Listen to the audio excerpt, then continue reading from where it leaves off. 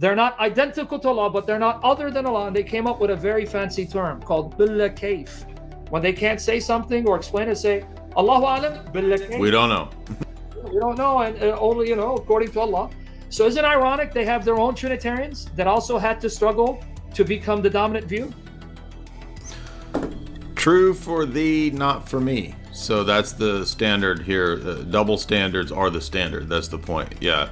And by the way, so we're allowed to have all the differentiations in Allah. If you have differentiations, you're a heretic, you're a pagan. This is a fact of Islamic history. There was a great controversy and what they call it fitna or fitan, where you had a group of Muslims who were called the Mutazilites, Mutazila. And this would be your expertise. They were highly influenced by Greek philosophy, Aristotle, Plato, and they were called basically the Rationalists. In their view, you could not posit a real distinction between the attributes and essence of Allah without violating Allah's unicity, Allah being absolutely one.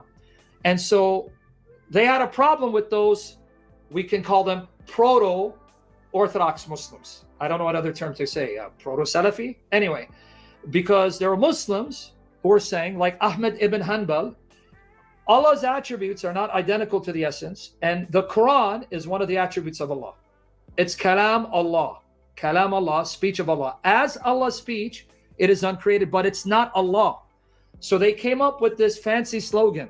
Allah's attributes are not Allah, but they're not other than Allah. One more time.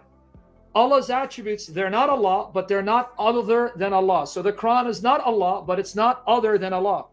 The Mutazilites came back and saying, you're no different, no better than the Christians. What makes you different from the Christians who say of Isa, he is the word of God who became flesh, and yet God is one.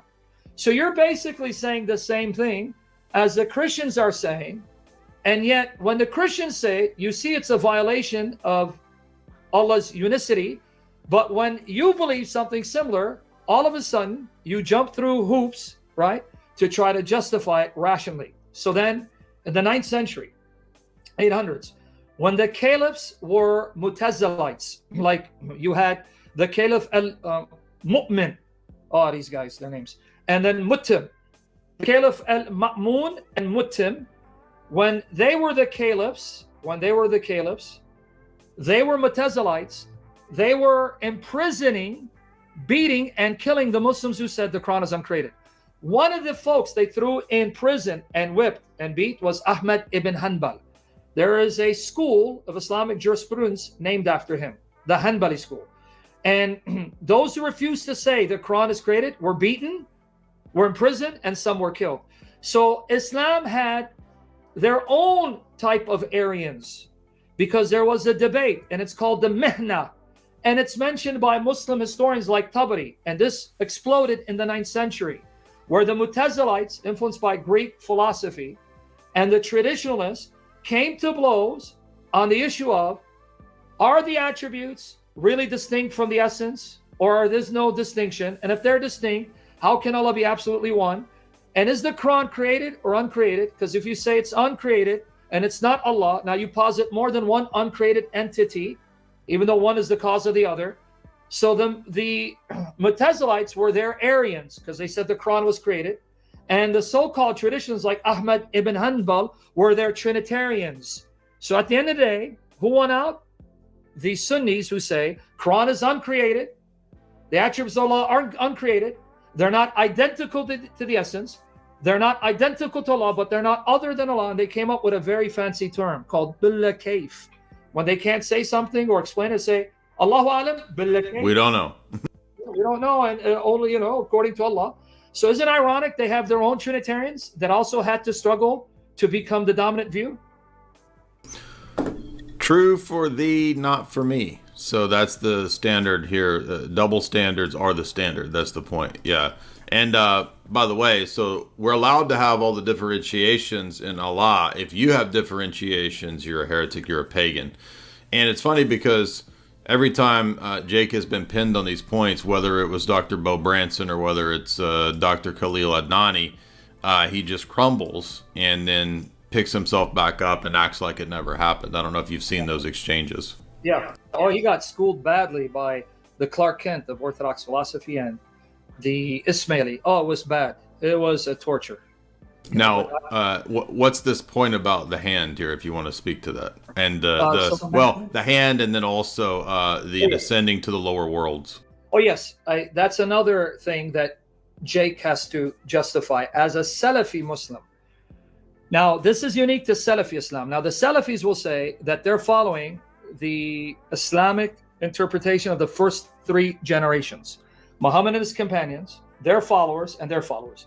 They'll say, Salaf as-Salih. Can you say that 5 times fast? Salaf as-Salih. Anyway, they say that the Quran and Muhammad's Sunnah affirm Allah has hands, Allah has a foot, Allah has a shin, Allah has eyes, and there are traditions that I'm laughing, but Allah has gonads, and he wears an izar, a waist sheet. And there's actually a tradition that says when he created the womb, yanked on his gonads and made Allah say, stop! These are sound traditions. Being a Salafi Muslim, Jake is a Salafi Muslim.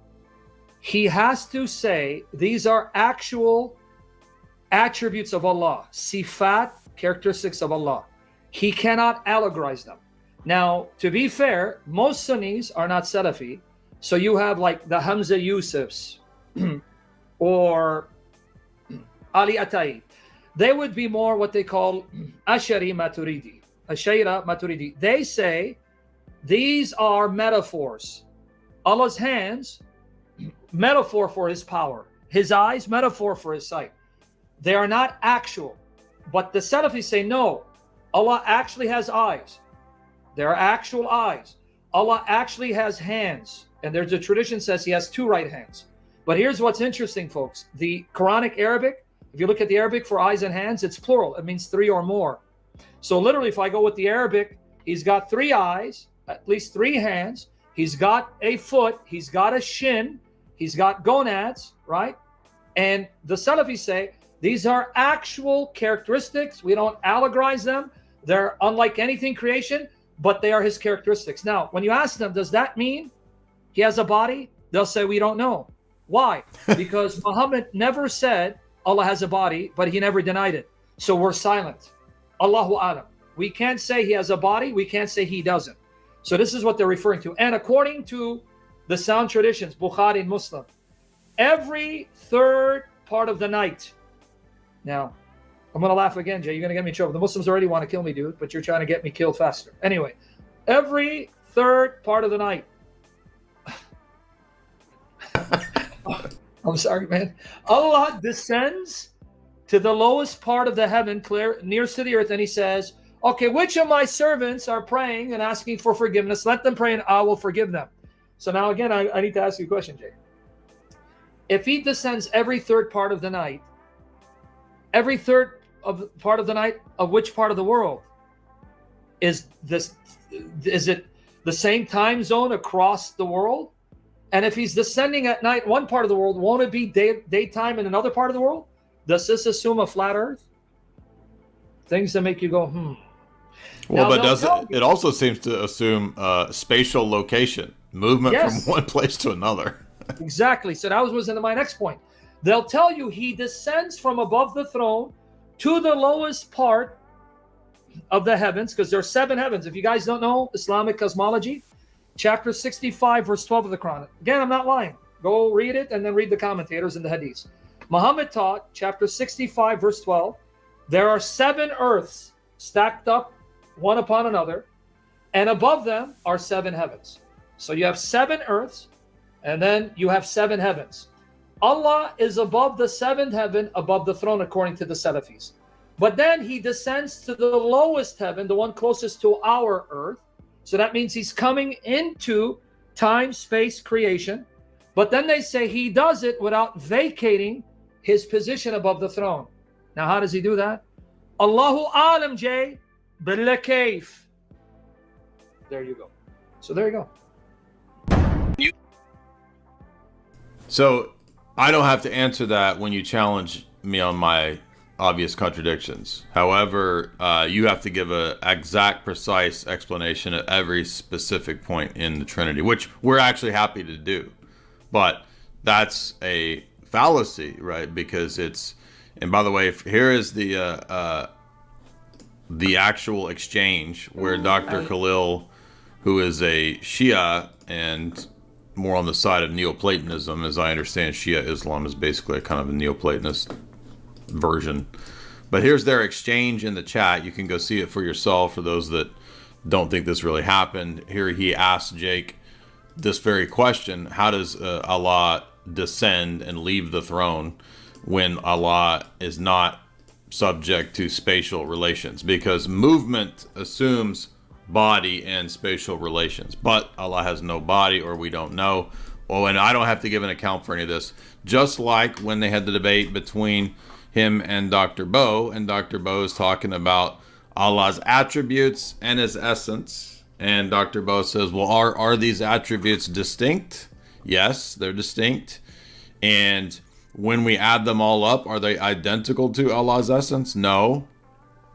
Oh, so you have multiplicity in Allah, which you're allowed to have, and you don't have to explain. But when we explain the Father, the Son, and the Holy Spirit, and the essence, energy, distinction, and all that, it's so in other words, it's totally a hypocritical, contradictory religion is the essence of this. Precisely. So they'll appeal to mystery. They'll say, Allahu Alam, Allah knows bila kayf, meaning He knows how, we don't know how, but we don't deny the reality. But when then we try to say, well, there are things beyond our ability to comprehend, we get an idea. See, there you go again. When something's irrational, you run to the excuse, it's mystery. And another thing that I want to hammer on, because this is your field, and then we're not trying to answer for them, but my objection would be, if Allah actually has hands and a shin and gonads and eyes, and these are things that are not created, right? Because his hands and our feet are not created. So they're not metaphorical. Hands doesn't mean power. Then maybe I'm kind of stupid because I wasn't philosophically trained, but that would assume that Allah has composition, a body. But if he has a body, that body must be spatial. So are they really saying, this is for the Muslim stance, for Jay, he's not here to defend their position, but tell me if I'm onto something. Are they really saying that if he has composition, a body, which is spatial, that there is a certain spatial dimension that Allah did not create, does not control, because his body's uncreated, but his body's spatial, and if it's spatial, then the space which it occupies, he did not create, but he's bound to?